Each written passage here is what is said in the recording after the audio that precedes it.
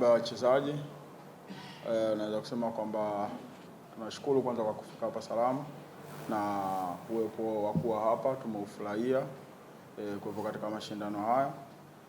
Sisi kama wachezaji tuko tunaendelea na maandalizi kwa sababu tupo katikati ya ligi. Kwa hiyo kupata opportunity kama hii kuja katika mashindano kwetu sisi imetupa furaha sana kuwepo hapa, na tumekuja katika mashindano sio kushiriki, ila tumekuja kushindana. Kwa hiyo tupo tayari kuelekea katika mashindano haya, na tupo tayari kuelekea katika mchezo wa kwanza ambao tunaenda kucheza dhidi ya Makonde. Tunapocheza mashindano yote huwa tunatamani kufika katika mwisho wa mashindano, na ukitaka kufika mwisho wa mashindano ni lazima kwanza ufanye vizuri katika michezo hii ya mwanzo, na unapofika mwisho wa mashindano kuna trophy ambayo iko pale.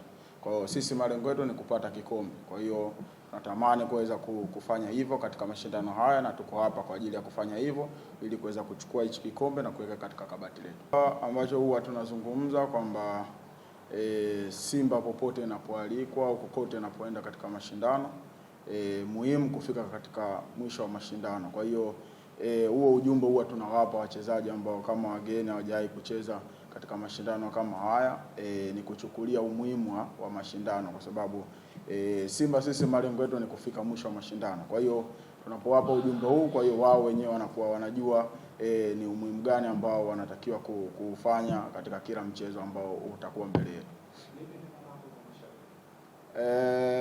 Mimi binafsi pamoja na wachezaji kwa ujumla tunaomba mashabiki wengi na wanachama wote wa Simba waliokuwa hapa Zanzibar na pamoja hata na Unguja waweze kujitokeza kwa wingi katika mchezo wetu na katika michezo ambayo tutaendelea kucheza hapa, ili kuweza kutupa support sisi kama wachezaji, ili tuweze kupata nguvu ya kuweza kujituma na kuweza kutimiza malengo yetu.